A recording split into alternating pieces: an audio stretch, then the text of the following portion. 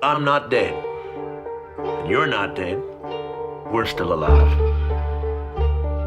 I drive over here every day because my nutcase sister can't walk down her own driveway. I got this convention in New Orleans. Meatball po, way to go. Thanks. Here you go, babe. I got it. You work in a strip club. How old are you? 15? Congratulations on the movie.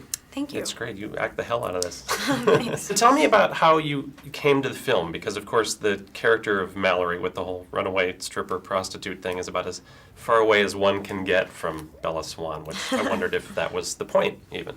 Right. No, I had known about this one before I knew about Twilight, and then it took a long time to get legs, to find its legs. It was just old enough to play it, and I wasn't scared of it anymore. I can't imagine having to choose or being so concerned with how everything that you're doing is going to be received, like to the extent that you choose things differently. I've been really lucky that the stuff that I've done has just been like really different.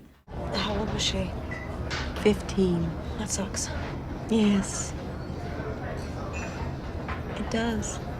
Lois struggles to maintain a quiet dignity at home until she learns to re-experience life on the road a little bit. In fact, there's a beautiful scene at a motel where, barefoot in the grass under the stars, she seems to rediscover what life has to offer again after so long.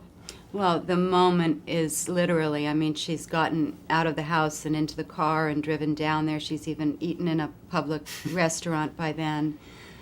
But come on, there's something about taking your shoes off and walking on terra firma that is naked and complete and grounds us.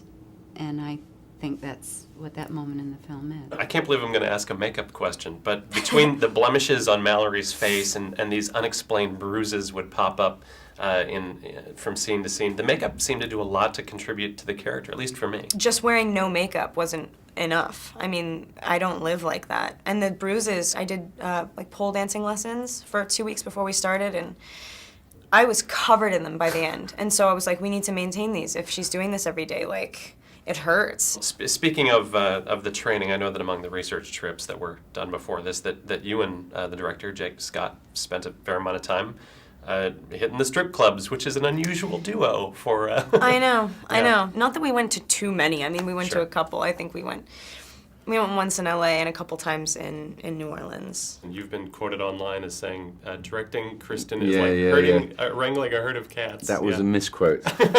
Well then, by gosh, let's clear it up right now. It was a horrible misquote. What I actually said was that the directing the three of them, because their styles of acting are so different, their training is so very different, that at times, and I said this with affection, I was trying to be funny, was that it was a bit like herding cats, which is an expression a friend of mine uses that I think is hilarious, but it doesn't sound good, you know. So I'm apologizing to all three actors for saying it. All right, noted. I'm nobody's little girl. Break my heart. Where are you staying? Here. I'll stay here too then.